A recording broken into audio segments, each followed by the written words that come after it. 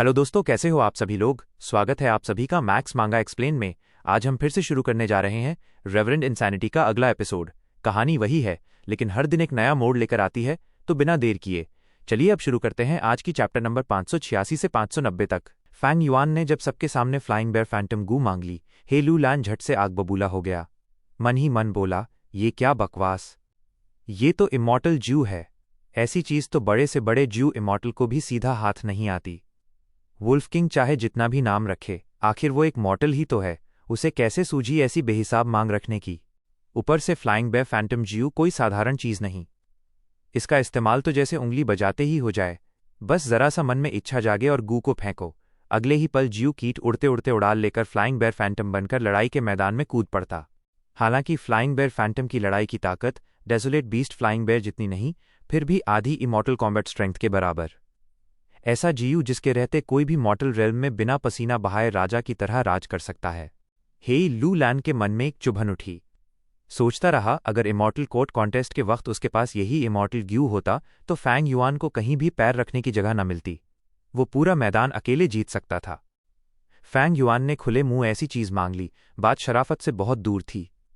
हे लू लैन गुस्से में कांप रहा था, मगर दिल के किसी कोने से मान भी रहा था, क्योंकि चांगशन यिन जैसा आदमी ही इस तरह खुले मुंह ऐसी मांग करने की हिम्मत रख सकता है। उसने अपनी हथेली खोली और फ्लाइंग बेयर फैंटम ज्यू को घूरते हुए गहरी सांस ली। धीरे धीरे उसका गुस्सा ठंडा होने लगा। बात खराब है, फ्लाइंग बेयर फैंटम हम लोगों ने लड़ते लड़ते अधमरा कर दिया। यह इमॉर्टल ज्यू बुरी तरह घायल है, अभी इसका इस्तेमाल नहीं हो सकता। इसे ठीक होने में समय लगेगा, और घायल इमॉर्टल ज्यू की चोट भरने के लिए तो फिर दूसरा इमॉर्टल ज्यू लगता है। अगर वो ना मिले तो इसे खुद से रिकवर होने देना पड़ता है, लेकिन तब इसे बहुत सारा खाना चाहिए होगा, एक पल भी रुके बिना। याद पड़ता है, इस फ्लाइंग बेयर फैंटम गू का खाना डेसोलेट बीस्ट फ्लाइंग बेयर का फ्लैश और ब्लड है। अब बताओ, इतना अनोखा खाना मैं कहाँ से लाऊं? इसके लिए तो मुझे ट्राइब के इमॉर्टल्स की मदद लेनी ही पड़ेगी। सोचते सोचते हे लू लैन का गुस्सा जैसे धुएं की तरह उड़ने लगा। उसने खुद को याद दिलाया कि उसका असली लक्ष्य फ्लाइंग बेयर फैंटम ज्यू नहीं, उसके पास 10 एक्सट्रीम फिजिक वाला great strength true martial physique था। इस शरीर के साथ इमॉर्टल बनने और मौत के साए से बचने के लिए उसे स्ट्रेंथ पाथ इमॉर्टल ज्यू चाहिए। इसी एक चीज पर उसकी जिंदगी की डोर टिकी थी। उसे एहसास हुआ, फ्लाइंग बेयर फैंटम गू उसकी जरूरत नहीं, बस एक चमकीला लालच है। वो चीज जो फैंग युआन जैसे लोग मांग सकते हैं, मगर उसे नहीं बांध सकती। हे लू लैन का लक्ष्य बिल्कुल साफ था। अभी मेरा सबसे बड़ा काम है स्ट्रेंथ पाथ इमॉर्टल ज्यू ढूंढना। इमॉर्टल ज्यू अक्सर किसी फ्लोर के आखिर में मिलते हैं। इस पूरी जर्नी में सबकी मदद की जरूरत पड़ेगी। सबको साथ लेकर ही मैं इस दौर तक पहुंच सकता हूं। हे लू लैन दिल से चांगशन यिन से डरता नहीं था, पर अगर वो जबरदस्ती फ्लाइंग बेयर फैंटम गू अपने पास रख लेता तो वुल्फ किंग उससे दुश्मनी बांध लेता। दूरी बढ़ जाती और फिर आगे कभी भी वुल्फ किंग की ताकत का इस्तेमाल वो नहीं कर पाता। उसने सोचा, बेहतर है ये इमॉर्टल ज्यू उसको दे दिया जाए। बदले में वुल्फ किंग की ताकत, सहयोग और भविष्य का लाभ मिलेगा। आखिर ये सौदा उसकी अपनी भलाई में ही बदल सकता है। ऊपर से उसका मान सम्मान भी बचा रहेगा। कोई ये नहीं कह पाएगा कि हे लू लैन ने वादा तोड़ दिया या पीछे हट गया। इन सब बातों पर उसने मन ही मन बहुत सोच लिया, जबकि असल में ये सब सिर्फ पल भर में हुआ। तभी सुन शीहा होंठ तिरछाकर हंसा। लॉर्ड वुल्फ किंग, ये इमॉर्टल ग्यू है, आप ऐसे ही मांगकर ले जाएंगे क्या? हमारे ट्राइब लीडर ने पहले कहा था आधा रिवॉर्ड मिलेगा, पर इसका मतलब ये नहीं कि हम इमॉर्टल ज्यू भी आपको दे दें। फांग युआन ने यह सुना तो उसकी भवें हल्की सी सिकुड़ गईं। चेहरा ठंडा, नजर बर्फ की तरह कठोर। कातिलाना इरादा पूरे शरीर से फैल गया, सीधे सुनशीहा पर। सुनशीहा डर से सिहर गया और फौरन ही लो लन के करीब खिसक आया। किसी को संदेह नहीं था कि वुल्फ किंग चाहे तो वहीं उसी समय सिर उड़ा सकता है। उसकी क्रूरता, उसकी दहाड़ सबके दिल पर खून की मुहर की तरह खुदी हुई थी। हे लू लैन अचानक जोर से हंसा, आगे बढ़कर फैंग युआन के सीने पर हल्की चपत लगाई। सुनो, जो कह दिया वो निभाया जाएगा। पहले मैंने वुल्फ किंग को आधा रिवॉर्ड देने का वादा किया था, तो आधा ही मिलेगा।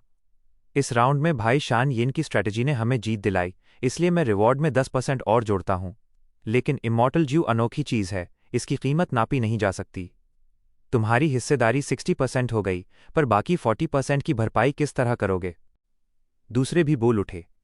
हमने भी बहुत मेहनत की है, मैं तो बुरी तरह घायल हूं, फिर भी बैटलफील्ड नहीं छोड़ा। सबने देखा। लॉर्ड वाटर डीमन हाओ जिलियू भी तो इसी लड़ाई में मारा गया। हमें पूरा भरोसा है वुल्फ किंग इसका अच्छा इंतजाम करेगा। सबके शब्द सीधे फांग युआन पर तीरों की तरह गिरे। ताकत उसके पास थी, मगर इमॉर्टल ज्यू की चमक ने सबके दिल में ईर्ष्या, लालच और चुभन जगा दी थी। हर शिकायत, हर चिड़चिड़ापन उसी पर फेंका जाने लगा। सारी निगाहें फांग युआन पर थीं। उसकी भौहें और गहरी सिकुड़ती चली गईं। हे लूलान मन ही मन मुस्कुराया। वुल्फ किंग, तुम कितने भी शक्तिशाली क्यों ना हो, नाम जितना भी डर पैदा करे, आखिर में जाल मेरे हाथ में ही बंद होगा। 7 दिन बाद 88 ट्रू यांग बिल्डिंग, 7वां लेयर, 9वां 10वां राउंड। मज़े के भीतर फ्लाइंग बेयर फैंटम आसमान की तरफ गरज रहा था। उसका पूरा शरीर जख्मों से भरा, मुंह से खून बह रहा, तेज दांत टूटे पड़े। दाहिनी आंख फूटी हुई, आंख का गोला जैसे आधा बाहर लटक रहा हो। वो हालत में था जिसे देखकर पत्थर भी दहल जाए। पर उसका एक ही दुश्मन था। वो दुश्मन ऊपर हवा में तैर रहा था, पीठ पर 6 भुजाएं और कद इतना छोटा कि फ्लाइंग बेयर फैंटम के पहाड़ जैसे शरीर के सामने एक धूल का कण लगे। फिर भी फ्लाइंग बेयर फैंटम पूरी सावधानी में, जैसे सामने कोई भयंकर शिकार नाशक खड़ा हो। 15 मिनट की लड़ाई के बाद वो साफ समझ चुका था कि ये छोटा सा दुश्मन कितना भयानक है। फ्लाइंग बेयर फैंटम गू सचमुच इमॉर्टल गू कहलाने लायक है। फैंग युआन ऊपर से देख रहा था, मन में विचार बहते हुए। भालू का रूप लेने के बाद भी इसकी बुद्धि बची हुई है। चालाकी, समझ और प्रतिक्रिया सब वैसी ही। भविष्य में जब भी कोई ताकतवर दुश्मन सामने आएगा, ये गू उसे थाम कर रख सकता है और मेरी ऊर्जा भी बचेगी। 7 दिन पहले की बातें उसे याद आईं। हे लूलान एक्सपर्ट लोगों को लेकर 5वीं फ्लोर के आखिर तक पहुंचा और रिवॉर्ड में फ्लाइंग बेयर फैंटम इमॉर्टल जू मिला। फैंग युआन ने उस वक्त बिना किसी झिझक सीधे मुंह जियू मांग लिया। बाकी गू मास्टर्स ईर्ष्या से जल उठे। बहाने बनाते रहे, टोकते रहे, पर फैंग युआन ने साफ कह दिया कि वो गू के आधे हिस्से की कीमत चुकाएगा। उसका रवैया अडिग, दबदबा अटूट। आखिर हे लूलान को ज्यू देना ही पड़ा। गू मिलने के बाद फांग युआन उसी रात हे लूलान से मिला, रिसोर्सेज उधार लिए और गुप्त कॉन्ट्रैक्ट भी तय कर लिया। वापस लौटकर उसने हु इमॉर्टल ब्लेस्ड लैंड के रास्ते ट्रेजर येलो हेवन से जुड़कर जरूरी गू वर्म्स और खाना इकट्ठा किया। 6ठे दिन तक फ्लाइंग बेयर फैंटम ज्यू पूरी तरह ठीक हो गया। 7वें दिन फैंग युआन चुपचाप 88 ट्रू यांग बिल्डिंग की 7वीं फ्लोर पर पहुंचा। वहां उसने फ्लाइंग बेयर फैंटम ग्यू और अपना तय किया हुआ killer move 6 arm heavenly zombie king खुद के ऊपर आजमाया। उसने फ्लाइंग बेयर फैंटम जियू को आदेश दिया कि पूरी ताकत से हमला करे। वह खुद 6 आर्म हेवनली ज़ॉम्बी किंग का रूप लेकर भिड़ गया। Flying bear phantom immortal Gu था। उसके पास फ्लाइंग बेयर की आधी बैटल स्ट्रेंथ थी। फिर भी 6 आर्म हेवनली ज़ॉम्बी किंग की अवस्था में फैंग युआन सामने खड़ा था तो वो टिक नहीं पाया। फैंग युआन का मन संतोष से भर गया। विचारों में एक शांत गर्जना सी उठी। 6 आर्म हेवनली ज़ॉम्बी किंग कमाल है। इसमें बोरो स्ट्रेंथ जू मूल में है, जिससे मैं हेवन, अर्थ, फायर, वाटर और दूसरी प्राकृतिक शक्तियां उधार लेकर अंतहीन ताकत बना सकता हूं। शक्ति बहती रहती है, रुकती नहीं। सबसे अनोखी बात यह कि ये मेरा शरीर कुछ वक्त के लिए ज़ॉम्बी जैसा बना देता है, आधा मृत अवस्था, जिससे मेरी रिकवरी बहुत तेज हो जाती है। दर्द का एहसास लगभग खत्म और मैं बेहिसाब ताकत का मालिक बन जाता हूं। मानो सीमाएं गायब, मानो कुछ भी संभव। अगर कोई साधारण जीव होता तो लगातार ताकत झोंकने से उसका शरीर थककर बैठ जाता, लेकिन हेवनली ज़ॉम्बी बनकर फैंग युआन इस कमजोरी से बच सकता था। ये ताकत, ये उफनता अनुभव फैंग युआन के लिए नशे जैसा। लेकिन जितना ये सुख देता था, उतना ही उसे सतर्क भी कर रहा था। मैं ज्यादा देर तक इस रूप में नहीं रह सकता। जब बैटल भयंकर हो, मन लड़ाई में इतना डूब जाएगा कि समय का पता ही नहीं चलेगा। ये किलर मूव शानदार है, पर इसका आनंद ज्यादा लिया तो इंसान खुद खो जाता है। मैं कभी भी इसका टाइम लिमिट नहीं भूल सकता, वरना अंजाम भयावह होगा।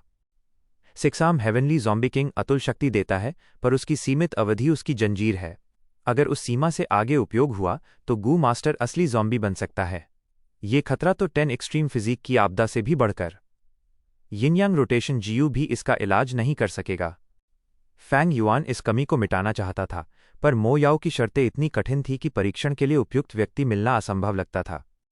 तभी उसके मन में एक आवाज उठी।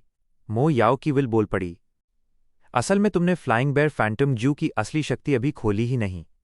फैंग युआन चौंका। ओह, कैसे? मो याओ फैंटम पाथ के बारे में कुछ समझ रखती थी। फैंटम पाथ 2 अवस्थाओं पर आधारित है, फैंटम और सॉलिड। रैंक 1 से 5 तक फैंटम आधार है, यानी फैंटम रूप में वार से बचना। इसलिए शुरुआती फैंटम पाथ ग्यू मास्टर्स के पास डिफेंस तो खूब लेकिन अटैक कमज़ोर। पर रैंक 6 के बाद फैंटम पाथ इमॉर्टल ऑफेंस और डिफेंस दोनों में माहिर। वे चाहें तो खुद को फैंटम बनाकर हमलों को नकार दें और सॉलिड बनकर अचानक प्रहार कर दें। फ्लाइंग बेयर फैंटम गू एक फैंटम पाथ इमॉर्टल गू है। इसे डेसोलेट बीस्ट फ्लाइंग बेयर को मारकर उसकी खाल, हड्डी, खून, मांस और सोल से रिफाइन किया गया। एक अकेले फ्लाइंग बेयर फैंटम जू में असली फ्लाइंग बेयर की आधी युद्ध क्षमता मौजूद है, लेकिन अगर साथ में बैटल स्पेस गू, ग्रैंड केओटिक डांस गू, 5 एलिमेंट बेयर स्किन गू जैसे गू वर्म्स दिए जाएं तो इसकी शक्ति कई गुना उछल सकती है। मो याओ के शब्द फांग युआन के मन में धुन की तरह बजे। उसे याद आया अंतिम राउंड में फ्लाइंग बेयर फैंटम इसलिए इतना भयंकर था क्योंकि उसके पास वे ग्यू वर्म्स थे। उसी वजह से एक्सपर्ट्स का दल भी कुछ न कर पाया। पर बैटल खत्म होने पर बैटल स्पेस गू हे लू लैन ले गया। बाकी जू वर्म्स औरों ने बांट लिए। आज वो भालू अकेला बिना किसी सहायक गू वर्म्स के फैंग युआन से लड़ रहा था, इसलिए फैंग युआन भारी पड़ा। उसने सोचा, अगर फ्लाइंग बेयर फैंटम जू को दूसरी जू वर्म्स के साथ चलाया जाए तो ये एक तरह से कई जू को साथ मिलाकर प्रयोग करना हुआ, यानी एक किलर मूव। किलर मूव वही कई जीओ एक साथ चलाकर उनसे अकेले उपयोग से अधिक प्रभाव प्राप्त करना। मो याओ ने हामी भरी। तुम्हारी समझ ठीक है, पर फ्लाइंग बेयर फैंटम जू को सच में चमकाने वाले केवल फैंटम पाथ ग्यू वर्म्स हैं। बाकी भूल जाओ। सिर्फ एक टर्न फैंटम ज्यू भी मिल जाए तो फ्लाइंग बेयर फैंटम सॉलिड से फैंटम बन सकेगा और सारे हमलों को चकमा देकर निकल जाएगा। टर्न फैंटम गू? फैंग युआन के मन में जैसे घंटियां गूंज उठीं। एक पल में उसने देख लिया कि अगर ये Gu flying bear phantom Gu से जुड़ गया तो वो दुश्मन बनकर कितना भयावह सिद्ध होगा। यह ट्रांसफॉर्मेशन फ्लाइंग बेयर फैंटम को नई पहचान दे देगा, शक्ति में छलांग, रूप में क्रांति। मो याओ हंसी धीमे और गहरे स्वर में। बालक, अगर तुम वाटर पवेलियन को स्पिरिट अफिनिटी हाउस को सही सलामत लौटा दो तो मैं तुम्हें फैंटम पाथ की 3 इनहेरिटेंसेस के विवरण दूंगी। इनमें से एक शायद फैंटम पाथ गू इमॉर्टल इनहेरिटेंस भी हो। फांग युआन शांत स्वर में बोला, बाद में इस पर बात करेंगे। उसने कभी मो याओ से पूरी सतर्कता नहीं हटाई। वो चाहे मित्रवत लगे, पर फांग युआन के भीतर एक अनकहा खतरा अभी भी जीवित था। समय हवा की तरह बीतता गया और देखते ही देखते 1 महीना गुजर चुका था। नॉर्दर्न प्लेन्स हवा कांटों की तरह काट रही थी। बर्फ आकाश से ऐसे गिर रही थी जैसे सफ़ेद राख दुनिया पर बरस रही हो। घास से भरे विशाल मैदान अब केवल सफ़ेदी का समुद्र थे। हड्डियों को चीर देने वाली हवा चारों ओर घूमती, कभी बर्फ को उठाकर बवंडर बनाती, कभी धरती की गहरी तहों को उड़ाकर आसमान में फेंक देती। हर 10 साल में आने वाली ब्लिजर्ड डिजास्टर पूरे नॉर्दर्न प्लेन्स को उजाड़ देती थी। जीव रोते, धरती सुनसान, जीवन राख हो जाता। कुछ ही जगहें ऐसी थीं जहां बची हुई इंसानी बस्तियां और पशु अपनी सांसें बचाने के लिए संघर्ष कर रहे थे। उन्हें सिर्फ ठंड नहीं हरानी थी, साथ ही स्नो मॉन्स्टर्स के साथ युद्ध और न जाने कितनी बैटल्स लड़नी होती थीं। लेकिन इतनी क्रूर दुनिया में स्नोमैन मानो इस धरती के राजा हों। उनके लिए ये तूफान कोई बाधा नहीं, बल्कि घर जैसा आराम। जैसे कोई मछली नदी पाकर खिल उठे, स्नोमैन उसी ठंड में फल फूल रहे थे।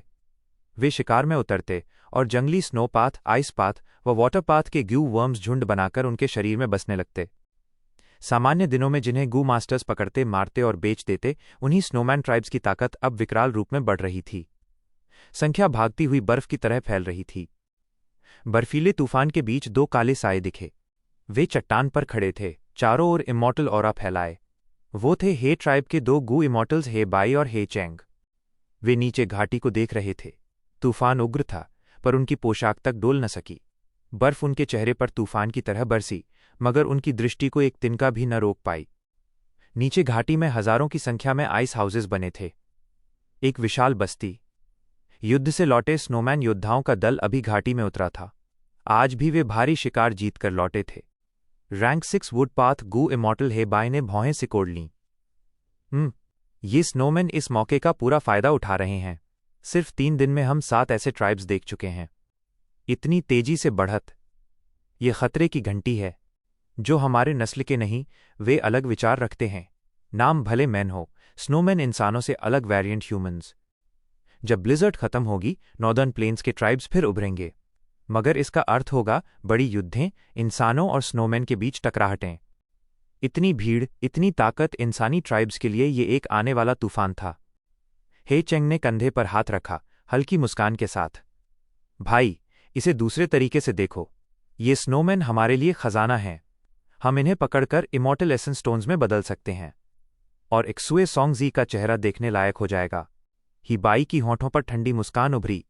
सही कहा एल्डर ब्रदर, अगर एक्सुए सोंगजी बीच में ना आया होता तो वुडन चिकन यू अब तक मेरा होता। इंपीरियल कोर्ट कॉन्टेस्ट में भी उसने टांग अड़ाई थी। हम इन दिनों स्नोमैन पकड़ पकड़कर ट्रेजर येलो हेवन में बेच रहे हैं।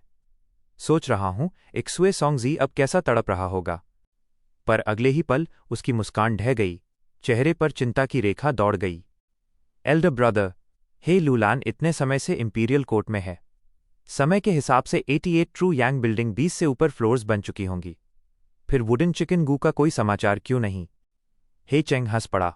घबराओ मत, सब ठीक है। 88 ट्रू यांग बिल्डिंग में पूरे 88 फ्लोर्स हैं। 20 फ्लोर्स तो कुछ भी नहीं। हे लूलैन लड़ाकू स्वभाव का है, पर बड़े मामलों में अत्यंत सोच समझ कर चलता है। वो अंदर जाने के बाद भी लगातार हमसे संपर्क में है ना। उसके पास 1 एज ओनर टोकन भी है। जब वुडन चिकन ग्यू किसी नए फ्लोर के निर्माण में शामिल होगी, हे लूलैन उसे महसूस कर लेगा और हमें तुरंत खबर मिलेगी। हे ट्राइब सुपरफोर्स थी। भले मोयाओ जैसा फ्लॉ एक्सप्लॉइट करने का कौशल ना हो, पर उनके पास संदेश भीतर बाहर भेजने के अपने तरीके थे। हिबाई ने धीरे से सांस छोड़ी और बोला, इंपीरियल कोर्ट ब्लेस्ड लैंड और नॉर्दर्न प्लेन्स का आउटसाइड वर्ल्ड, दोनों में टाइम का बहाव अलग है। यहां बाहर की दुनिया का एक दिन इंपीरियल कोर्ट ब्लेस्ड लैंड में 20 दिनों से भी ज्यादा के बराबर है। मुझे बस ये चिंता है कि हे लू लैंड का नोटिस कहीं देर से न पहुंचे, वरना हमारी मदद बहुत कम पड़ जाएगी। हे चेंग हंसा और बड़े अपनत्व से बोला, अरे गुणी भाई, जितना सोचेगा उतना मन घबराएगा। जरा ढीला हो जा। हे लू लैंड की ताकत देखकर 3-4 फ्लोर्स तक निकल जाना उसके लिए खेल है। उससे पहले हम बेहतर यही करेंगे कि इस वैली में मौजूद स्नोमैन की टोली को संभाल लें। ठीक है। हिबाई की बेचैनी थोड़ी ढीली हुई और उसने सिर हिलाया। दोनों बिजली जैसे आसमान से नीचे उतरे और सीधा वैली में बसे स्नोमैन ट्राइब पर टूट पड़े। हे चेंग के होंठ फैल गए। अगले ही पल उसकी खुली हंसी आकाश तक दहाड़ की तरह गूंजी। हवा रुक गई, बादल ठहर गए। पूरी वैली उसकी आवाज की कंपन से झंझना उठी। ऊपर गिरती बर्फ की रफ्तार धीमी पड़ गई। Crash crash crash. आवाज की लहरें वैली भर में दौड़ती गईं, अनगिनत बर्फीली इमारतें चिर गईं, गिरते ही पाउडर में बिखर गईं। स्नोमैन ट्राइब एक ही झटके में भारी नुकसान झेल गया। Enemy attack, enemy attack. बहुत शक्तिशाली दुश्मन आए हैं। योद्धाओं, अब अपने घर की रक्षा का समय है। घर की रक्षा करो। याद रखो, अगर हम गिरे तो पीछे हमारी बीवी, बच्चे, माँ बाप सब हैं। स्नोमैन घबरा उठे, पलभर का हड़कंप मचा, लेकिन फिर उन्होंने तैयारी कर ली लड़ने की। हेबाई हवा में खड़ा था। नीचे उमड़े स्नोमैन को देखकर उसकी नज़र वैसी ही ठंडी थी जैसे कोई चींटियों के झुंड को देखे। उसने बस हल्का सा हाथ घुमाया। बस बस बस। एक काली सी जीयू की झुंड ऊंची उड़ान से निकली। पहले सैकड़ों, फिर हजारों, फिर देखते ही देखते दसियों हजार। आखिर में कई लाख जीयू वैली के ऊपर ऐसे ठहरे जैसे शहर पर मंडराता काला बादल।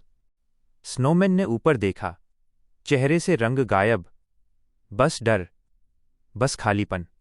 जो जज्बा अभी एक पल पहले फूटा था, जो इमॉर्टल की ताकत देखते ही पत्थर बन गया। उस समय उन्हें सच में ब्लिज़ार्ड की हड्डी चीर देने वाली ठंड दिल तक महसूस हुई। गू इमॉर्टल्स के पास इमॉर्टल एसेंस होता है। एक मोती जितना इमॉर्टल एसेंस अनगिनत प्राइमीवल एसेंस जैसा माना जाता है। मतलब हर गू इमॉर्टल हजारों मॉर्टल जू को चला सकता है, प्राइमीवल एसेंस कभी कम नहीं पड़ेगा। स्नोमैन ट्राइब्स भले बड़े रहे हों, पर गू इमॉर्टल के कॉम्बैट स्ट्रेंथ के सामने वे बस कटने को रखे मेमने थे, बस दबा दिए जाने को तैयार। अगले ही पल ही बाई ने उंगली दिखाई और गू का बादल जोर से नीचे टूट पड़ा। रोने चीखने की आवाज वैली में गूंजती गई और गूंज कटती ही नहीं थी। कई दिन बाद इंपीरियल कोर्ट ब्लेस्ड लैंड। हे लू लान ने हाथ में पकड़ा लेटर जू धीरे से नीचे रखा और हल्की हंसी उभरी। लेटर गू हे ट्राइब के एक गू इमॉर्टल ने भेजा था। बात वही पुरानी, जल्दी वुडन चिकन गू ढूंढो। फिर वही आग्रह। असल में इंपीरियल कोर्ट ब्लेस्ड लैंड में बाहर से मैसेज भेजना नामुमकिन था। लेकिन इतने साल गुजर गए, जायंट सन इमॉर्टल वेनरेबल की बनाई व्यवस्था भी रिवर ऑफ टाइम के शरण से हल्की जगह छोड़ने लगी। वैसे फेरी मो याओ जितना इस दोष का लाभ वे नहीं उठा सके, पर हे ट्राइब और लियू ट्राइब जैसे सुपर फोर्सेज ने मैसेज भेजने के तरीके घिसते घिसते काम चलाऊ बना लिए। एक बार गू मास्टर इमॉर्टल बना नहीं कि उसका शरीर एक अलग ही स्तर पर पहुंच जाता है, इमॉर्टल एसेंस मिल जाता है, फिर कोई मॉर्टल उसके सामने टिक ही नहीं सकता। गू इमॉर्टल का मुकाबला करने के लिए गू इमॉर्टल ही चाहिए। स्ट्रेंथ पाथ इमॉर्टल गू। हे लू लैन बुदबुदाया, फिर धीरे से उठकर खिड़की की तरफ चला गया। ऊपर सेक्रेट पैलेस की चोटी पर लहराती ऑरोरा उसने देखी। 88 ट्रू यांग बिल्डिंग की एक और फ्लोर अभी अभी कंडेंस्ड हुई थी। 38th floor. उसने हल्की सांस ली। इतनी बार देख चुका था कि पहली बार वाली उत्सुकता अब नहीं थी, मगर ओल्ड एंसेस्टर जायंट सन के प्रति उसके मन में आदर आज भी हर बार इतना गहरा होता कि दिल धरती पर झुकने लगे। ट्रू यांग बिल्डिंग का हर नया फ्लोर उसकी नज़र में किसी दैवी करिश्मे जैसा। बस 88 ट्रू यांग बिल्डिंग और ओल्ड एंसेस्टर जायंट सन की ताकत मिले, तभी मैं अपना बदला ले पाऊंगा। हे लू लान ने अपना ओनर टोकन निकाला। इतना समय बीत गया था, पर उसका ओनर टोकन आज भी वन एज ओनर टोकन ही था। हे लू लान इतिहास जानता था और अपनी ताकत भी समझता था।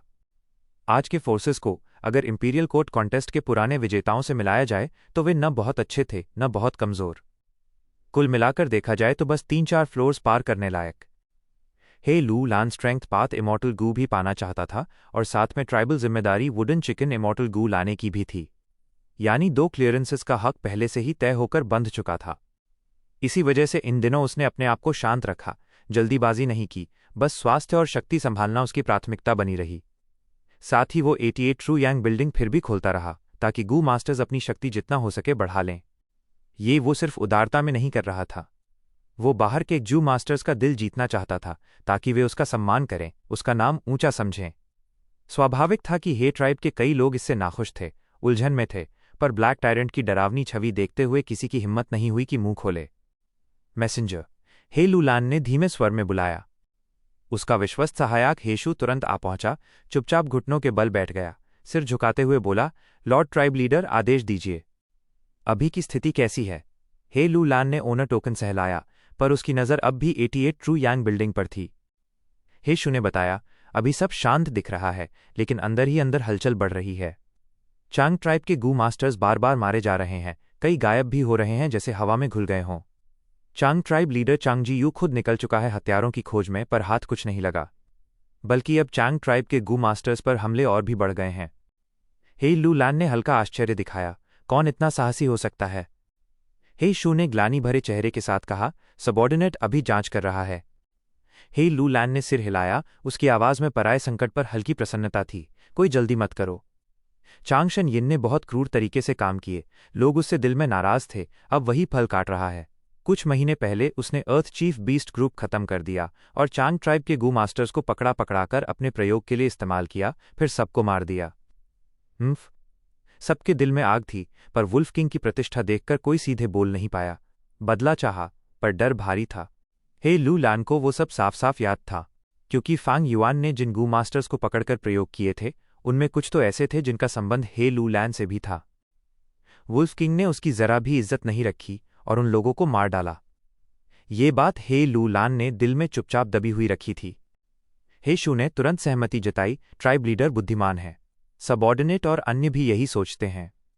चांग ट्राइब का मुखिया भले चांग जी यू हो, पर असल में वो वुल्फ किंग का बेटा है और वुल्फ किंग के एक आदेश से लीडर बना। उम्र कम, कंधों पर जिम्मेदारी भारी लोगों को संतुष्ट नहीं कर पा रहा। वास्तविक शासन तो चांग जी यू के गॉडफादर चांग ब्याओ के हाथ में ही था। लेकिन अभी कुछ समय पहले चांग ब्याओ और पैनपिंग दोनों 7th फ्लोर की 90वीं राउंड में घूमते घूमते मारे जाने की खबर फैल गई। चांग ट्राइब में अशांति फूट पड़ी है। चांग जी यू मुश्किल से ट्राइब संभाल रहा है।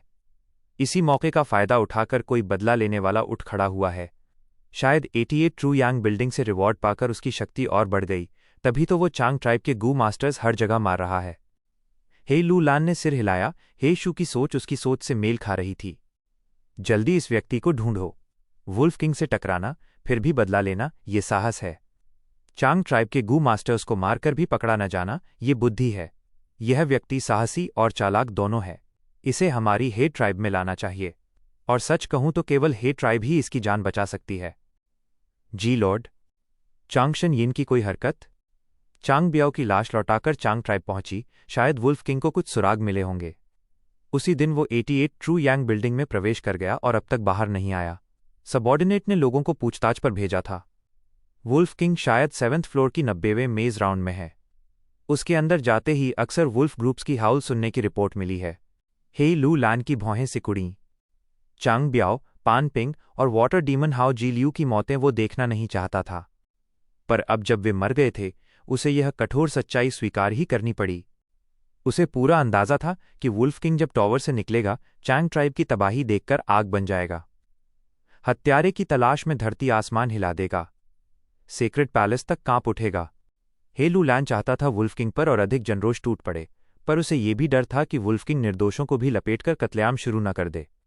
इससे राउंड्स पार करने की पूरी ताकत कमजोर पड़ जाएगी। उसे यह होने से रोकना ही होगा। लेकिन कैसे? वो चुप हो गया, गहरी सोच में उतर गया। हे शू चुपचाप घुटनों पर टिके प्रतीक्षा करता रहा। ज्यादा देर नहीं बीती थी कि हे लू लैन के चेहरे पर अचानक चकित भाव उभरा। उसकी आंखें बिजली सी चमकीं। उसकी निगाह फिर सेक्रेड पैलेस की चोटी पर गई, जहां 88 ट्रू यांग बिल्डिंग खड़ा था। वहां 39th फ्लोर धीरे धीरे आकार ले रहा था।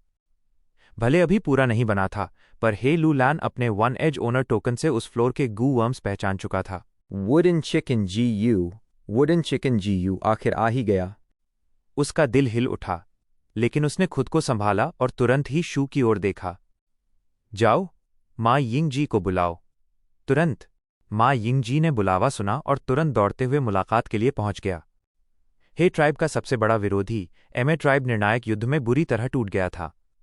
एमा ट्राइब के लगभग सारे एक्सपर्ट्स मारे गए थे। सिर्फ युवा ट्राइब लीडर माँ यिंगजी किसी तरह बचा लिया गया और उसी ने आगे बढ़कर ट्राइब लीडर की भारी जिम्मेदारी थाम ली। उसका पहला इरादा था कि वॉर्म पॉन्ड वैली में ही रुका रहे और जितना हो सके उतनी शक्ति वापस जुटाए। मगर हे लू लैन अपनी सेना लेकर वैली पर चढ़ आया और एमए ट्राइब को जबरदस्ती अपने अधीन कर लिया। इस तरह एमा ट्राइब के पास कोई दूसरा रास्ता नहीं बचा। उसे हे ट्राइब के साथ ही इंपीरियल कोर्ट ब्लेस्ड लैंड में प्रवेश करना पड़ा। माँ यिंगजी को यकीन था कि हे लू लैन का इरादा एमा ट्राइब की पहचान मिटाकर उसे पूरी तरह निगल जाने का है। इससे बचने के लिए उसने हर कोशिश की, यहां तक कि बाहर के लोगों को भी अपनाया और उन्हें एमए उपनाम दे दिया। लेकिन जिसके डर में वो रातें जागता रहा, वो कभी हुआ ही नहीं। ऊपर से इंपीरियल कोर्ट ब्लेस्ड लैंड पहुंचने के बाद हे लू लैन ने उन पर कोई कठोर आदेश भी नहीं लगाया। उल्टा उन्हें बराबरी का व्यवहार मिला। हे लू लैन ने निस्वार्थ रूप से 88 ट्रू यांग बिल्डिंग सबके लिए खोला, जिससे एमा ट्राइब को बहुत लाभ मिला। आज एमए ट्राइब फिर से संभल चुका था और उनकी ताकत रोज बरोज बढ़ रही थी। पर दुनिया में किसी चीज की कीमत बिना चुकाए नहीं मिलती, यही सोच माँ यिंगजी के भीतर कांटे की तरह चुभी रहती थी। और आज जब हे लू लैन ने अचानक उसे बुलाया तो उसके मन का डर कई गुना बढ़ गया। बेचैनी अब चरम पर थी। हे लू लैन ने माँ यिंगजी को आते देख हल्के से मुस्कुराया। माँ ट्राइब लीडर, तुम्हारी माँ ट्राइब इन दिनों ठीक है ना? माँ यिंगजी भीतर से पूरी तरह सावधान था। उसने झट से सिर झुकाकर कहा, हाँ, सब अच्छा चल रहा है। इसके लिए हमें लॉर्ड ट्राइब लीडर का धन्यवाद करना चाहिए, जो पुरानी दुश्मनी भुलाकर उदार बने रहे। माँ ट्राइब मरने की कगार पर थी, पर अब फिर से ब्रीथ कर रही है। हे लू लैन ने सहज स्वर में पूछा, अगर मैं गलत नहीं हूं तो इस कॉन्टेस्ट में माँ ट्राइब को स्नोई माउंटेन ब्लेस्ड लैंड के डिमोनिक पाथ इमॉर्टल सुए सॉन्गजी से मदद मिली थी, सही? माँ यिंगजी के होंठ जड़ हो गए। पसीना जैसे बदन से बहने लगा। एक भी शब्द निकलना मुश्किल। ह्वांगजन ब्लडलाइन वाला माँ ट्राइब चोरी छिपे एक डिमोनिक पाथ गू इमॉर्टल से हाथ मिलाए, ये एंसेस्टर जायंट सन के नियमों की सीधी अवहेलना थी। क्या हे लू लैन अब हिसाब बराबर करने आया है? ये बहुत बुरा है। अभी तो चाकू उसी के हाथ में है और मैं सिर्फ एक मछली। अगर उसने बस एक वाक्य भी कह दिया तो एमए ट्राइब खत्म। बस खत्म। माँ यिंगजी का दिल छाती से टकरा रहा था। एमए ट्राइब को फिर से उठाना उसका सपना था, उसकी जान था, उसकी पूरी उम्र की लगन। हा हा, हे लू लैन जोर से हंसा। उसकी हंसी स्टडी की दीवारों से टकराकर गूंज उठी। माँ ट्राइब लीडर, चिंता मत करो। बस आज्ञाकारी होकर साथ दोगे तो वैभव और धन खुद नदी की तरह बहकर आएगा। माँ यिंगजी ने दांत भींचते हुए कहा, ट्राइब लीडर, कृपया साफ बात कहिए। समझदार वही जो परिस्थिति देखकर झुक जाए। ये दबाव भरा समय था, उसे झुकना ही पड़ा। क्या? मगर हे लू लैन के अगले शब्द सुनते ही माँ यिंगजी ऐसे जम गया मानो पत्थर में बदल गया हो। आंखें खुले की खुली, मन स्तब्ध, शब्द खो गए। Snowy mountain blessed land. ऊंचा स्नोई माउंटेन बादलों के ऊपर सिर उठाए खड़ा था। आसमान नीला, हवा पारदर्शी, रोशनी इतनी उजली कि बर्फ चमककर चकाचौंध कर दे। माउंटेन रेंज की 5वीं शाखा चोटी पर आइस लेक पैलेस के भीतर एक बातचीत अपने अंतिम मोड़ पर पहुंच रही थी। सुए सॉन्गजी बेचैन नजर से डीमन लॉर्ड लॉन्गडैन को देख रहा था। डीमन लॉर्ड, ये मत भूलो कि उस समय तुम्हारी मुसीबत के वक्त इमॉर्टल एसेंस स्टोन्स किसने दिए थे? किसने तुम्हारा कर्ज चुकाने में मदद की थी? मैं ही था। अब मेरे सामने बस थोड़ी सी दिक्कत आई है, मदद मांगी है तो तुम बहाने पर बहाने बना रहे हो। क्या यह व्यवहार हवा में उड़ता हुआ महान डीमन लॉर्ड लॉन्गडैन कर रहा है? इतना छोटा दिल? डीमन लॉर्ड लॉन्गडैन मुस्कुराया, चाय का घूंट लिया, आवाज शांत। लॉर्ड सॉन्गजी, बात सोच समझकर कहो। पुरानी दोस्ती मुझे याद है, भूला नहीं। पर इस बार तुम्हारी दिक्कत छोटी नहीं। अगर मैंने हाथ बढ़ाया तो हे ट्राइब के ग्यू इमॉर्टल्स नाराज होंगे। ट्रेजर येलो हेवन में मेरे काम अभी थोड़े संभले हैं, मैं ऐसा आघात सहने की हालत में नहीं। क्सुए सॉन्गजी स्नोमैन बेचकर धनी बना था, मगर हाल के महीनों में उसका ट्रेजर येलो हेवन का व्यापार हे ट्राइब की चोट से हिल गया था। हे ट्राइब के गू इमॉर्टल्स खुलकर स्नोमैन का शिकार कर रहे थे, बाजार में सस्ते दाम पर फेंक रहे थे। स्नोमैन स्लेव व्यापार का पुराना संतुलन टूट गया। कीमतें, नियम, लाभ सब दरक गए। ये टकराव सीधा नहीं मगर गहरा था। सुए सॉन्गजी को व्यापार बचाने के लिए मैदान में उतरना पड़ा और बस टकराव को रुकने लायक खींच पाया। उसके पास धन था, पर वो अकेला था, जबकि हे ट्राइब सदियों का अनुभव लिए एक विशाल शक्ति थी। उसके सामने वो हल्का पड़ने लगा। इसलिए उसने आसपास के ग्यू इमॉर्टल्स से मदद मांगना शुरू किया। डीमन लॉर्ड लॉन्गडैन की शांत मुद्रा उसे और चढ़ा रही थी। डीमन लॉर्ड, अब घुमाओ मत, साफ बताओ, माइनस क्या चाहिए ताकि तुम हाथ बढ़ाओ। डीमन लॉर्ड लॉन्गडैन खुलकर हंसा, उसकी आंखें तीखी चमकी। लॉर्ड सॉन्गजी, मुझे पता है तुम्हारे पास 100 ईयर लाइफ स्पैन ग्यू है, बस उसे मुझे दे दो और मैं पूरी ताकत के साथ तुम्हारी मदद करूंगा। क्सुए सॉन्गजी सीट से उछल पड़ा, उंगली उठाकर चिल्लाया, तुम्हें जरा शर्म नहीं आती ऐसा मांगते हुए? डीमन लॉर्ड लॉन्गडैन की भौहें हल्की उठीं, आवाज में सर्द बादल उतर आया। शर्म क्यों लगे? कोई भी बिना लाभ के हाथ नहीं बढ़ाता। क्सुए सॉन्गजी, मैं कहता हूं गुस्से में कदम मत बढ़ाना। उंगली दोबारा उठाई तो मुझे भी गुस्सा आ जाएगा। हूंफ। शुए सॉन्गजी जानता था वो डीमन लॉर्ड लॉन्गडैन का मुकाबला नहीं कर सकता। उसने उंगली गिराई, कपड़ा झटक कर मुड़ गया और बाहर निकल गया। डीमन लॉर्ड लॉन्गडैन ने रोका नहीं। उसकी विदाई देख बस एक गहरी सांस छोड़ी। वो पहले से इक्सुए सॉन्गजी को पसंद नहीं करता था। उसका घमंडी स्वभाव, जेब भरी होने का गर्व हर बात में टपकता था। कभी जब उसने इमॉर्टल एसेंस स्टोन्स मांगे थे तो एक्सुए सॉन्गजी ने बेहिसाब ब्याज पर उधार दिया। वो नुकसान लॉन्गडैन के मन में आज भी कांटे की तरह धंसा था। सुए सॉन्गजी 7वें ब्रांच पीक लौटा, चेहरा बुझा हुआ, मन राग जैसा। वो चटाई पर बैठा था और जब आसपास कोई नहीं था उसके चेहरे पर जमी हुई कड़की ढीली पड़ गई। उसने बड़ी भारी सांस छोड़ी, जैसे सीने का वजन एक पल को उतर गया हो। काश पहले से पता होता तो मैं इंपीरियल कोर्ट कॉन्टेस्ट में दखल ही नहीं देता, अफसोस उसकी आवाज से टपक रहा था। विनर टेक्स ऑल, यानी जीतने वाला ही सब ले जाता है। उसने इंपीरियल कोर्ट कॉन्टेस्ट में बहुत कुछ लगाया, लेकिन हासिल कुछ भी नहीं। अब हे ट्राइब के गू इमॉर्टल्स उसे चारों तरफ से दबा रहे थे और वो अपनी कमाई का असली सोर्स तक नहीं बचा पा रहा था, वही कमाई जिसका सहारा लेकर उसकी इज्जत और रुतबा खड़ा था। आखिरकार राइचस लोग जुड़े हुए रहते हैं और डिमोनिक पाथ वाले बिखरे दिमाग और अलग इरादों वाले। स्नोई माउंटेन ब्लेसड लैंड में इतने सारे डिमोनिक पाथ गू इमॉर्टल्स हैं, लेकिन एक भी मदद को खड़ा नहीं हुआ। उल्टा हे ट्राइब के ग्यू इमॉर्टल्स तो कई ताकतों को साथ लेकर मेरे सामने खड़े हैं, मिलकर मुझे कुचलने। हाय, इस लड़ाई में मेरी कई सालों की मेहनत, संचय सब एक बार में खत्म। इंपीरियल कोर्ट कॉन्टेस्ट का पानी बहुत गहरा है, मैं वहां पैर डालने लायक ही नहीं था। इतने डिमोनिक पाथ ग्यू इमॉर्टल्स पहले भी इस कॉन्टेस्ट में कूदे पर कितनों का अच्छा अंजाम हुआ। वुडन चिकन ग्यू के लालच में मैं भी फिसल गया। सोचा जब गलती हो ही गई और हे ट्राइब से दुश्मनी लग ही गई तो गहरा हाथ डाल ही दूं, पर पता ही नहीं चला कि मेरे ही जैसे डिमोनिक लोग पीठ पीछे मुझ पर हंस रहे थे। अब समझ आता है, वक्त आ गया है खुद को आईना दिखाने का। सुए सॉन्गजी इसी तरह बार बार सांसें छोड़ता जा रहा था, अपने घाव छूता, अपने फैसले तौलता। तभी हवा में हल्की चमक हुई और एक लेटर जीयू अंतराल को काटते हुए उसके सामने आ खड़ा हुआ।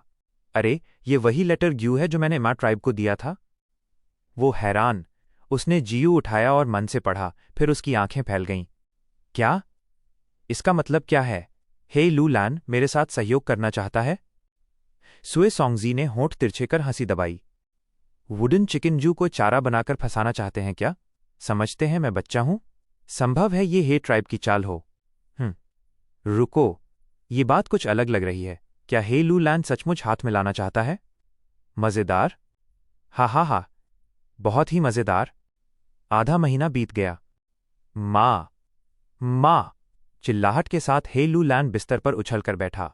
सांसें धौंकनी सी चल रही थीं, पसीना शरीर से टप टप गिर रहा था। काफी देर बाद उसकी आंखों का धुंधलापन हटने लगा। वही पुराना सपना, वही नाइटमेयर। बरसों से ये सपना उसे नोच रहा था। हर बार जलती लकड़ी की तरह उसके अंदर बदले की आग फिर भड़क उठती। वो धीरे धीरे उठकर बैठा। उसका भारी भारी काला शरीर किसी भालू जैसा, आंखें नुकीली चमकती, भीतर से डर और तलखी दोनों झलक रही थीं। चेहरे पर थकान की मोटी परत, पर जैसे ही उसने खिड़की खोली वो थकान कहीं गायब हो गई। अब उसके चेहरे पर सिर्फ हिंसक घुटा घुटा ताप था। वो दूर तक उठे 88 ट्रू यांग बिल्डिंग को देखता रहा। मन में क्सुएसोंग जी के साथ सहयोग की बातें घूमती रहीं। उसने चिट्ठी में अपना सबसे बड़ा राज तक खोल दिया था। खुद खतरा उठाकर, कीमती जीव देकर भरोसा खरीदा था। तभी जाकर एक्सुएसोंग जी ने साथ देने को हामी भरी। अब 39th फ्लोर काफी समय से बन चुका था। दोनों के बीच सहयोग जोर पकड़ चुका था। डिमोनिक पाथ गू इमॉर्टल की मदद से हे लू लैन एक एक राउंड काटता आगे बढ़ रहा था। ये सब करते हुए उसने हे ट्राइब से विश्वासघात किया। हे ट्राइब के ग्यू इमॉर्टल्स उसे कभी माफ नहीं करेंगे। उसे खुद भी यकीन नहीं कि ये राज ज्यादा दिन छिपा रहेगा। पर इंपीरियल कोर्ट ब्लेस्ड लैंड के भीतर रहते हुए वो पूरी तरह सुरक्षित था, क्योंकि यहां ग्यू इमॉर्टल्स प्रवेश नहीं कर सकते। अब उसकी पलटने की राह बंद थी, सिर्फ आगे चाहे मौत क्यों न खड़ी हो। लेकिन उसके पूरे प्लान का केंद्र स्ट्रेंथ पाथ इमॉर्टल ज्यू अब तक सामने नहीं आया था। वो सिर्फ इंतजार कर सकता था। 88 True Yang Building Floor, 7th. Round 90th. Chang Ji Yu, lord supreme elder को नमन। वो घुटनों पर गिरा, चेहरा अपराध से भरा। जानते हो क्यों बुलाया है? फैंग युआन सामने खड़ा शांत, बेहद ठंडा स्वर। मैं असफल रहा। सुप्रीम एल्डर का विश्वास ना निभा सका। कातिल अब तक पकड़ से बाहर है, ये मेरी नालायकी है। धप धप उसका सिर जमीन पर बार बार लगा, कुछ ही क्षण में खून बह निकला। फांग युआन ने सांस छोड़ी, स्वयं को जान लिया है, अपनी अयोग्यता भी। अब बस इतना काफी है, उठो और जवाब दो। आज्ञा नहीं। सबॉर्डिनेट खड़ा होने का साहस नहीं रखता। मैंने कहा उठो। स्वर शांत, पर आदेश ऐसा जिसे ठुकराना संभव नहीं। वो कांपते हुए उठा, सिर झुका, खून गालों पर बह रहा था। ठीक है। फांग युआन के हाथ उठे, हल्की सफेद चमक उभरी, हीलिंग गू सक्रिय हुई और देखते ही देखते घाव गायब, निशान तक नहीं बचा। चांग जी यू कांपा, आंखों में आंसू छलककर बह निकले। पिता पुत्र पहली बार इतने करीब।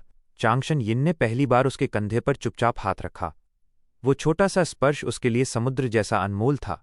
फैंग युआन ने चांग जी यू के आंसू अपनी उंगलियों से पोंछे और बड़ी नरम आवाज में कहा, जैसे वसंत की हवा कान में फुसफुसाती हो। रो क्यों रहा है? मैं वुल्फ किंग हूं और तू मेरा बेटा है। हमारे खून में आंसू की जगह सिर्फ लहू बहता है। चंग जी यू के दिमाग में किसी बिजली ने चोट की। बेटा, यह शब्द उसके कानों में गूंजता रहा। खुशी की एक विशाल लहर उसके दिल में तूफान बनकर उठी। आखिरकार पिता ने मुझे बेटे के रूप में स्वीकार किया। उन्होंने मुझे बेटा कहा, अपने मुंह से। उसके मन में जमा सारे दुख, बोझ, शर्म, गोद लिए पिता की मौत का दर्द, सब पल भर में पिघल गया।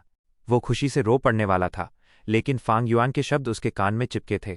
उसने बरबस रोना रोका, चेहरा तड़पने लगा, होठ दबा लिए, फिर भी आंसू लगातार बहते रहे। वो बोलना चाहता था, एक शब्द, पिता, लेकिन हिम्मत नहीं हुई। बस रोते रोते इतना ही कह पाया, माफ करना, माफ कीजिए।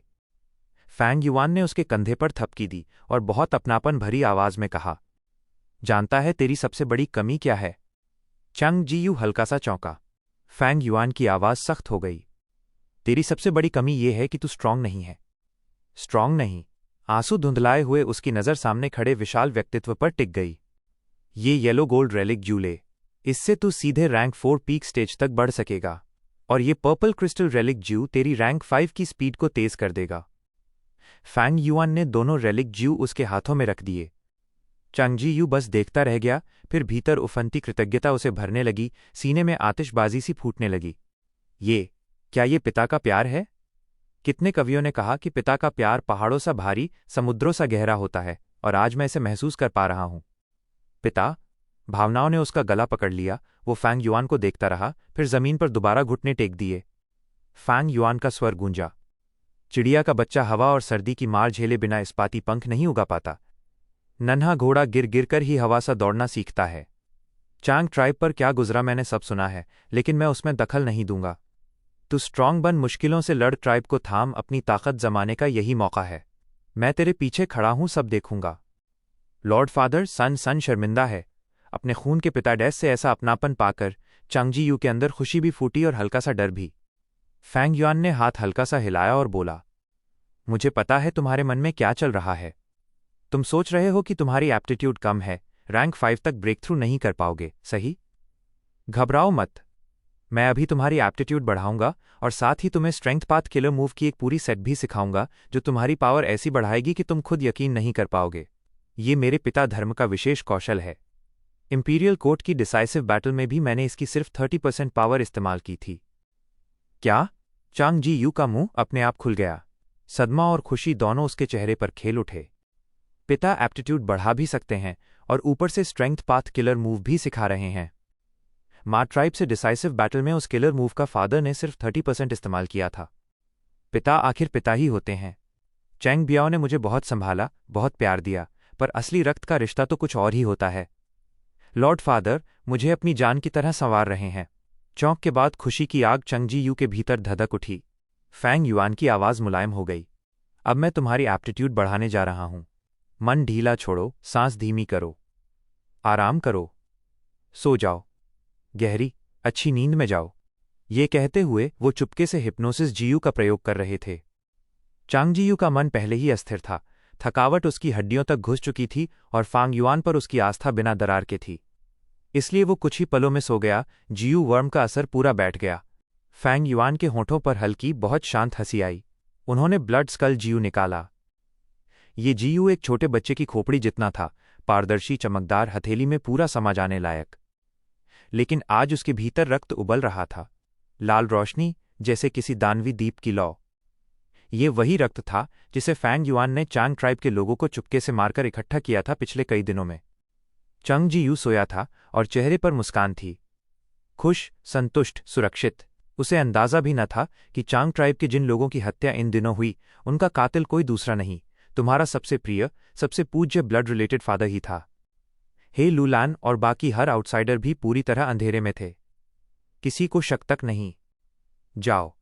फांग युआन की इच्छा के साथ ब्लड स्कल गू उड़कर उठा और चांग जी यू के चारों ओर धीमे धीमे घूमने लगा। फिर वो उसके सिर के ऊपर रुक गया। उसने अपना जबड़ा खोला और भारी, गर्म, गहरी दुर्गंध वाला रक्त फूंका। वो रक्त सीधे उसके बालों, त्वचा और खोपड़ी में उतर गया। नसों के रास्ते बहता हुआ अंततः एपेचर तक जाकर जम गया।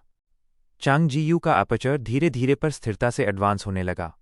जब चांग जी यू की नींद टूटी, फांग युआन वहां नहीं थे। कल का अनुभव जैसे सपना हो। जहन में थोड़ी दुविधा हुई, लेकिन जमीन पर पड़े ज्यू वर्म्स और भोजन की भरपूर मात्रा सब सच्चाई की गवाही दे रहे थे। हेवंस, मेरी एप्टीट्यूड सच में बढ़ गई।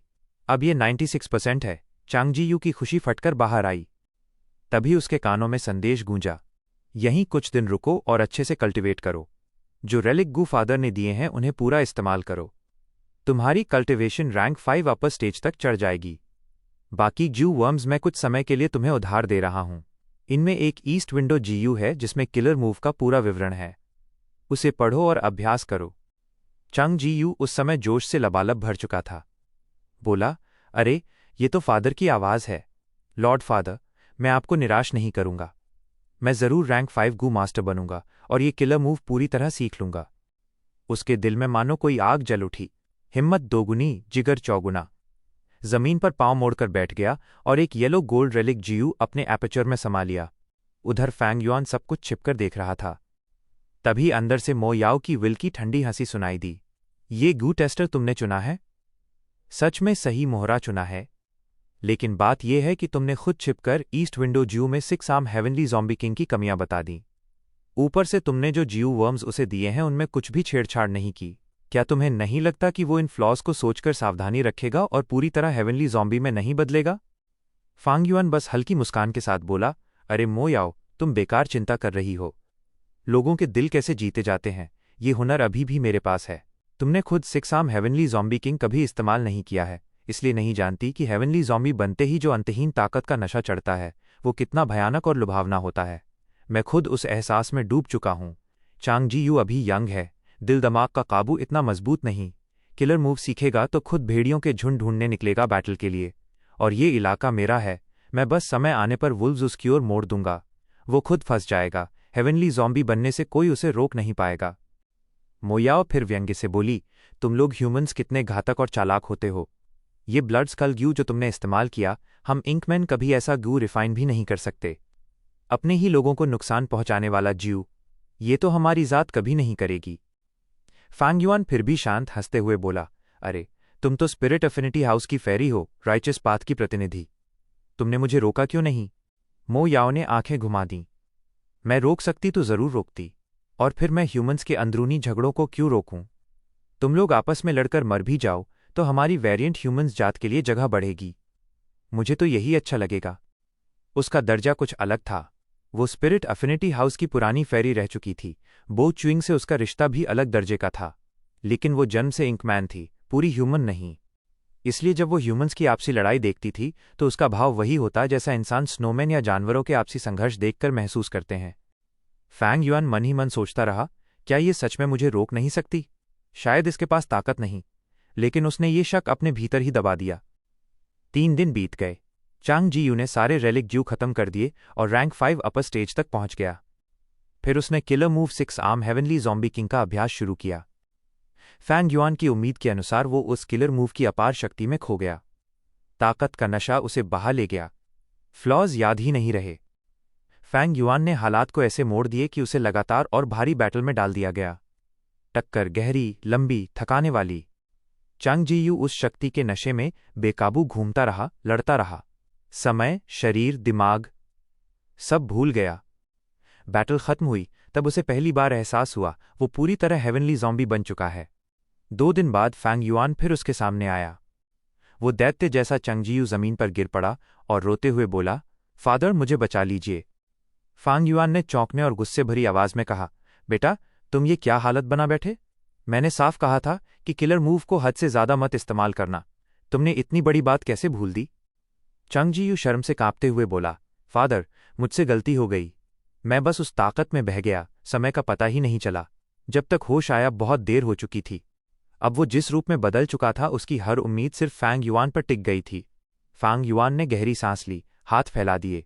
ये बहुत मुश्किल है। तुम्हारा अपीयरेंस ऐसा हो चुका है कि यिन-यांग रोटेशन जीव भी कुछ नहीं कर पाएगा। ये किलर मूव जितना शक्तिशाली है उसके साइड इफेक्ट्स उतने ही भयानक हैं। मैं भी बेबस हूं। मेरे पास तुम्हें वापस लाने का कोई तरीका नहीं। क्या? फादर के पास भी कोई समाधान नहीं? चांग जी यू घुटनों के बल सरकते हुए फांग युआन की ओर बढ़ा, चेहरा डर से सफेद और मन में निराशा का सागर। फैंग युआन ने दुख भरी आवाज में कहा, ये किलर मूव साधारण नहीं है। फादर ने बहुत बड़ा रिस्क लिया था, अकेले ही एक गू इमॉर्टल की इनहेरिटेंसेस में घुसकर जान दांव पर लगाई, तभी बड़ी किस्मत से ये इमॉर्टल किलर मूव हाथ लगा। ये इमॉर्टल किलर मूव है? तभी तो इसकी शक्ति इतनी भारी है। चांग जी यू जैसे पत्थर बन गया। फैंग युआन उसके मन में ऊंचा स्थान रखता ही था, पर गू इमॉर्टल के सामने कोई भी छोटा लगता है। चांग जी यू चांग ट्राइब का यंग ट्राइब लीडर रहा था। गू इमॉर्टल से रोज सामना नहीं, पर नाम असर से अनजान भी नहीं। मैं गलत था। मैंने बहुत बड़ी गलती कर दी। मुझे त्वरित लाभ की लालच नहीं करनी थी। उसकी चीख किसी उल्लू की रात की आवाज जैसी तीखी और बेचैन कर देने वाली। अचानक उसने अपना सिर झुकाकर जोर जोर से काउटो करना शुरू किया। फादर, सोन आपकी उम्मीदों पर खरा नहीं उतरा। सोन ने गलती की। सोन ने आपको निराश किया। भीतर से फांग युआन खुश था, पर ऊपर से उसने उसे थामते हुए कहा, नहीं मेरे बेटे, यही तो मुझे चाहिए था कि तुम इसी अवस्था में बदलो। चेहरे पर दुख का नकाब, आवाज में पिता वाली कोमलता। माय सन, मैंने तुमसे कितनी बार कहा, रोना नहीं चाहिए। तुमने भूल की, पर गलती सिर्फ तुम्हारी नहीं। इन दिनों मैं तो बस इस मजे में घूमता रहा, तुम्हारा ध्यान नहीं रख पाया। लेकिन फादर मानता है कि हर रास्ते का एक हल होता है। हम दोनों मिलकर शोध करेंगे और तुम्हें फिर से मानव रूप में वापस लाएंगे। रास्ता जरूर मिलेगा। फादर पर भरोसा रखो। खुद पर भरोसा रखो। फादर! चांग जी यू का रोना फिर फूट पड़ा। वो अंदर तक पिघल चुका था। वो राक्षस जैसा दिख रहा था, खुद आईने में चेहरा देखने की हिम्मत नहीं। फिर भी उसका पिता चांग शन यिन उसे नफरत से नहीं देख रहा। गलती सोन की थी और ब्लेम पिता खुद पर ले रहा था। बेटा बदल चुका, रूप डरावना, पर पिता ने उम्मीद नहीं छोड़ी। यही पिता पुत्र का सबसे गहरा बंधन होता है। यही मेरा फादर है, यही मेरे डैड हैं। चांग जी यू की वीरान दिल में एक चिंगारी जल उठी। जीने की वजह फिर मिलने लगी। सोन, तुम यहीं रहो। फादर सोच समझकर तरीका ढूंढेगा कि तुम्हें वापस ह्यूमन बनाया जाए। चांग ट्राइब की जिम्मेदारी फादर खुद उठाएगा। तुम चिंता छोड़कर बस यहीं आराम करो। जब फादर सन एक साथ खड़े हों तो किलर मूव की ज़ॉम्बी ट्रांसफॉर्मेशन जैसी तुच्छ चीज़ में डर कैसा? फांग युआन की बातें दिल में किसी गर्म चूल्हे की तरह भरोसा जगाने लगीं। जी, सन फादर की बात मानेगा। आह! उसकी दयनीय चीख इतनी तेज थी कि मानो कान फाड़ दे। चांग जी यू दर्द में इतना तड़प रहा था कि सिर से पांव तक कांप रहा था। मांसपेशियां मानो फट रही थीं, पीठ के पीछे की 6 बाहें पागलों की तरह हिल रही थीं, हवा को चीरती और बादलों सी गूंज पैदा करती हुई जैसे तूफान और गरज एक साथ फट पड़े हों। लेकिन फैंग युआन ने सिर्फ एक हाथ से उसे हवा में जकड़ रखा था। उस क्षण उसकी आंखें बिजली की तरह चमक रही थीं, हाथों में ग्यू वर्म्स का नियंत्रण, और उसने जोर से पुकारा, मेरे बेटे, हिम्मत रखो, यही समय है। चांग जी यू दर्द से होश खोने वाला था। यह दर्द मानवीय सीमा के बाहर था। हेवनली ज़ॉम्बी बनने के बाद भी दर्द लगभग खत्म हो जाना चाहिए था, पर यहां हर त्वचा का रेशा, हर मांसपेशी का तंतु बेरहमी से फटते हिस्से हिस्से में महसूस हो रहा था, हर टूटन जिंदा जलने जैसा। लेकिन फांग युआन की आवाज़ चांग जी यू के दिल पर ठंडी धारा की तरह गिरती रही। चांग जी यू अपनी सीमा तक खुद को धकेल रहा था, बेहोश होने ही वाला था कि अचानक वो असहनीय पीड़ा समुद्र के उतरते ज्वार की तरह घटने लगी। सक्सेस, वो जोर से सांस लेता हुआ बोला। सिर तेजी से धड़क रहा था, आंखें मुश्किल से खुलीं। उसने देखा कि उसकी बांह की त्वचा फिर से जीवित मांस और खून में बदल चुकी है। सिर्फ इतना ही नहीं, उसकी पीठ की 6 बाहें भी सिकुड़ रही थीं, जैसे राक्षसी भारीपन उतर रहा हो। ह्यूमन रूप में लौटने जैसा सुख चंग जी यू ने शायद कभी महसूस नहीं किया था। वो खुशी में रो पड़ने वाला था। तभी फांग युआन की आवाज़ तलवार की तरह गिरी। बुरा हुआ। चांग जी यू के ठीक हुए हाथ ने उसी क्षण हेवनली ज़ॉम्बी की मृत लकड़ी जैसी हालत ले ली। सड़ी लाश जैसी छटा, फिर वही विकृति। और पीठ की 6 बाहें दोबारा उगाईं, पहले से भी ज्यादा कठोर, ज्यादा मजबूत। नो, मैं फिर वापस क्यों बदल गया? फादर, वो डर से चिल्लाया और स्वाभाविक तौर पर फैंग युआन की ओर मुड़ा। लेकिन जैसे ही उसने फैंग युआन के चेहरे पर थकावट और टूटी शक्ति के भाव देखे, वो बोलना भूल गया। फादर थक चुके हैं। हाँ, इन दिनों उन्होंने मेरे लिए न सोया न रुका, सैकड़ों तरीके सोचे, अनगिनत जीयू खर्च कर दिए। मैंने खुद 70-80 रैंक 5 जीयू उन्हें इस्तेमाल करते देखा है। मैं कैसे दोष दूं उन्हें? गलती तो मेरी थी। मैंने लालच किया, मैंने मूर्खता की। फादर, ये बेटा आपकी उम्मीदों पर खरा उतर नहीं सका। वह आंसुओं में टूट गया। दिल में दर्द, पर भीतर फादर की देखभाल पाकर कोई मीठी सुरक्षा भी, जैसे एक नन्हा तिनका बड़े वृक्ष की छाया में आश्रय पाता है। फैंग युआन मन ही मन दांत भींच रहा था। कमबख्त, ये हेवनली ज़ॉम्बी रूप इतना जिद्दी, ये तरीका भी बेअसर। फिर उसने मन में पूछा, मो याओ, कोई और उपाय है? जल्दी बताओ। फैंग युआन ने जो दर्जन भर तरीके सोचे थे, सब एक एक कर व्यर्थ साबित हुए। अभी जो प्रयोग चल रहा था वो मो याओ की सोची हुई विधि थी। ये भी फैंग युआन की ही चालों में से एक थी। एक तरफ वो चांग जी यू पर लगातार प्रयोग कर रहा था ताकि उसे वापस ह्यूमन बनाने का रास्ता मिल सके, और साथ ही दूसरी ओर वो मो याओ की विल को सोचने और अपनी सीमित ऊर्जा खर्च करने पर मजबूर कर रहा था। कुछ देर खामोश रहने के बाद मो याओ बोली, एक तरीका और है, लेकिन बेहद खतरनाक। गू का परीक्षण करने वाला व्यक्ति पहले से 3 गुना अधिक दर्द सहना पड़ेगा। संभव है कि दर्द ही उसे मार दे। फैंग युआन चौंक गया। वो हेवनली ज़ॉम्बी है, आधा मरा मानो। उसे दर्द कैसा? मो याओ ने समझाया, वो सिर्फ आधा मरा है। शरीर मर चुका है, पर सोल अब भी उसी में अटका हुआ है। जब तक उसकी सोल लाइफ एंड डेथ के दूर में समा न जाए, वो पूरी तरह मृत नहीं माना जाएगा। लाइफ एंड डेथ का वो डोर हेवन अर्थ का एक अलग डोमेन था, बहुत प्रसिद्ध और लेस देन ग्रेटर दैन में दर्ज भी। पर आज का युग इमेमोरियल ईरा जैसा नहीं। लाइफ एंड डेथ डोर गायब हो चुका है, और कई मालिकों के बाद उसकी सोल नियंत्रण शक्ति कमजोर पड़ गई। इसी वजह से ज़ॉम्बीज जैसे प्राणी अस्तित्व में बचे हैं। मो याओ की योजना बहुत बड़ा जोखिम लेकर चलती थी।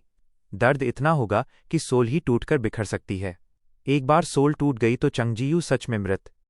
मो याओ ने चेताया, लड़, जब लाभ बड़ा हो तो नुकसान भी उतना बड़ा होता है। किलर मूव जितना प्रचंड है, उसकी कमियां उतनी ही उखाड़ना कठिन। इन दिनों तुमने दर्जनों प्रयोग किए, भारी खर्च किया, हे ट्राइब से भी उधार लिया। अब तो मुश्किल का अंदाजा लग गया होगा। ये मेरा अंतिम तरीका है।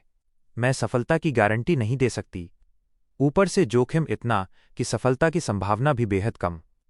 तुम खुद तय करो, करना है या नहीं। तुम्हारा सोन अब पूरी तरह हेवनली ज़ॉम्बी बन गया है। उसकी बैटल स्ट्रेंथ भी अच्छी है। वो तुम्हारी आज्ञा मानता है। उसे खो देना बेवजह बर्बादी है। मेरी सलाह है कि उसे अपने पास रखो, हेल्पर बनाकर। फैंग युआन शांत रहा, कोई जवाब नहीं दिया। उधर एक तरफ चांग जी यू धीमी आवाज में बोला, फादर, कृपया आप आराम करें, मैं जल्दी नहीं कर रहा। फैंग युआन ने उसकी ओर ध्यान से देखा। वो हेवनली ज़ॉम्बी बन चुका था, रूप कुरूप, लेकिन उसकी आंखें बिल्कुल साफ पारदर्शी। उसमें फैंग युआन के लिए आदर और प्रेम चमक रहा था। फैंग युआन मुस्कुराया, सोन, मैंने एक अच्छा तरीका सोच लिया है, लेकिन इसमें खतरा बहुत बड़ा है, तुम्हारी जान दांव पर होगी। हालांकि सफलता की संभावना बहुत अधिक है, इसलिए फादर फैसला नहीं कर पा रहा। मन के भीतर मो याओ ने एक लंबी थकी हुई सांस भरी। फांग युआन जानता था, ऐसा सुनकर चांग जी यू जैसे हालत में कोई और विकल्प सोचेगा ही नहीं। वो खुद को इस रूप में बर्दाश्त नहीं कर सकता। जैसा उसने सोचा वैसा ही हुआ। चांग जी यू की आंखें चमक उठीं। लॉर्ड फादर, कृपया ये तरीका अपनाइए। इस रूप में जीना मौत से भी बदतर है। फैंग युआन ने गहराई से उसकी आंखों में देखा, पर तुम मेरे एकमात्र चाइल्ड हो। फादर, चांग जी यू रो पड़ा, घुटनों पर गिरकर फांग युआन की टांग पकड़ ली। मैं भी आपसे दूर नहीं होना चाहता फादर, लेकिन सोन इस रूप में जी नहीं सकता। जरा भी उम्मीद हो तो मैं जान लगाकर लड़ूंगा। कुछ क्षण फैंग युआन चुप रहा, फिर गहरी सांस छोड़ते हुए बोला, ठीक, इंसान को अपने मन की इच्छा के अनुसार जीना चाहिए। मैं भी नहीं चाहता तुम्हें इस यातना में तड़पते देखूं। कुछ दिन आराम करो, फादर तैयारी करेगा, फिर अंतिम कोशिश करेंगे। कुछ दिन बाद आ चांग जी यू की चीख अब बैठ चुकी थी, आवाज फट गई थी। बस थोड़ा और सहो। फैंग युआन की निगाहों में गर्मजोशी पर दिल बर्फ जैसा ठंडा। वो उसे धैर्य दिलाता रहा, और अगले पल ही चांग जी यू की चीख थम गई। ये उसकी 307वीं बेहोशी थी। फैंग युआन का चेहरा शांत पानी जैसा ठंडा हुआ। HMPH बिल्कुल बेकार। वो नाखुश होकर ज्यू वर्म्स का उपयोग रोक देता है। यह प्रयोग तभी प्रभावी होता है जब चांग जी यू पूरी चेतना में रहे, होश खोते ही प्रक्रिया विफल। बेहोशी का मतलब था कि उसकी सोल में दरारें पड़ रही थीं, किसी भी पल टूट सकती थी। फैंग युआन को प्रक्रिया रोकनी पड़ी और सोलपात गू से उसकी सोल को पोषण देकर संभालना पड़ा।